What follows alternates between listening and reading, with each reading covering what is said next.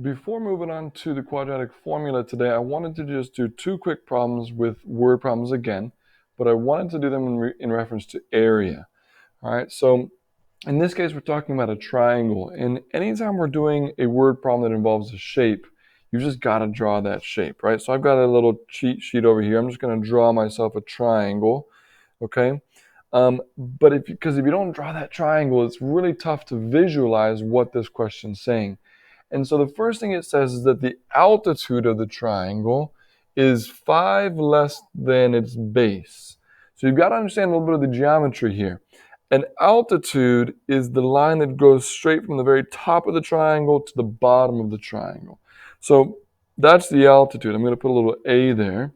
And then the base of a triangle, you should know that. The base of the triangle is what it's sitting on. That's our base. Okay? So if we know that the altitude of a triangle is 5 less than its base, we can use a little trick that we talked about earlier in the year where we can create an equation using these two things.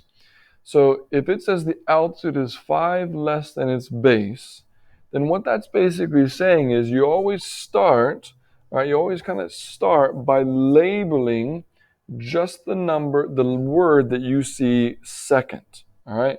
So the word that we saw second here was the word base. So I'm actually going to just get rid of that A for a second, okay? And so what we know is that the altitude, this blue line, is 5 less than the base. So that actually tells me that this altitude is 5 less than the base, meaning the base minus 5. So we now know that the altitude of our triangle is b minus 5. The next thing we're told is that the area of our triangle is 42 square inches. So what this requires us to remember is that the area of a triangle is the base of something times the height, aka the altitude, divided by 2. So now we're just going to take our expressions and plug them in. We know the area is 42, so 42 equals something divided by 2, and the base is just the base, so I'm just going to put a b there. But then the altitude is base minus 5, b minus 5. So that's your base times your height divided by 2, b times b minus 5. So we've got an equation now. But in order to solve the equation, we've got to do some simplifying. Let's go ahead and distribute. And then actually, we're going to get rid of that 2 as well. How do we get rid of division? We get rid of division by multiplying, right? So we multiply both sides by 2. Let's cancel those 2's now. So now 42 times 2 is 84.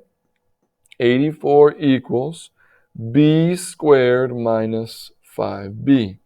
And so you can see that we've got rid of the fraction, we've distributed, but we need to get everything on one side. So if I subtract that 84 from both sides, okay, so we subtract 84 from both sides, this cancels out. And now we've got something that we can actually solve. So you would proceed by factoring, figure out the factors of 84 that subtract to 5, and then you go from there. But that's the hard part, was creating the equation. I want to do one more area question, and it's about a rectangular garden. So it actually tells us, as soon as I see that word rectangle, I'm going to draw one. So it actually tells us that our rectangle, we have a rectangular garden, and what we know about the garden is that the rectangular garden is 6 meters long and 4 meters wide. So let's just go ahead and label it 6 and 4, which means, tell me right now, what's the area? The area is 24, right? So, but the thing about Joe's garden is he actually wants to double his area. Joe wants to double the area of his garden, right? And so what he wants to do is create a new garden, all right? And his new garden is going to have double the area. So if it has double the area, think about that real fast. Double the area means his new garden better be 48 meters squared, right? 48 meters squared. So we already know what the area needs to be, but how is he going to do it? He's going to do it by increasing the length and the width by the same amount. The thing is, we don't know what that amount is. We don't know how much we need to increase it. So if we don't know what it is, guess what we call it? We call it x, right? So originally, the length of his garden was 6, right? But we're going to increase it by some amount x. So now it's x plus 6. Originally, the width of his garden was 4, but we're going to increase it by some amount x. The same thing, right? So now we can create our new equation. Our new equation comes by multiplying x plus 6 times x plus 4 and setting it equal to the 48, right? So there's a little bit of math that needs to be done here because we can't solve this. We have to multiply it together. I'm going to go ahead and multiply it a little bit faster in my head. You could use double distribution or FOIL or box method, whichever method you'd prefer. But I've multiplied it together through. I've got to subtract over the 48.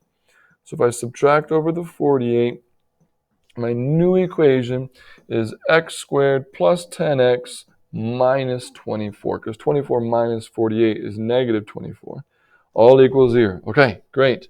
So we've got this new quadratic here. I'll go ahead and solve this one for us.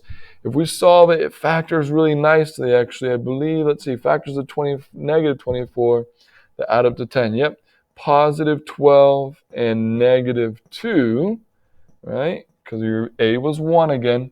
Really kind in that regard. So now what are my solutions?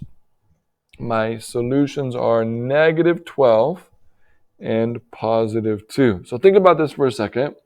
Can you increase the length and width of a garden by negative 12 meters? What the crap does that even mean? Doesn't mean anything. So you can't increase by a negative amount. So which means the amount that we are increasing the garden on the left and the right, on the length and the width is 2 meters. That's what we're trying to do. It's going to be an increase of 2 meters of the length and of the width. So that's a quick example there just of word problems with area. Just to kind of recap a little bit of what we did on yesterday.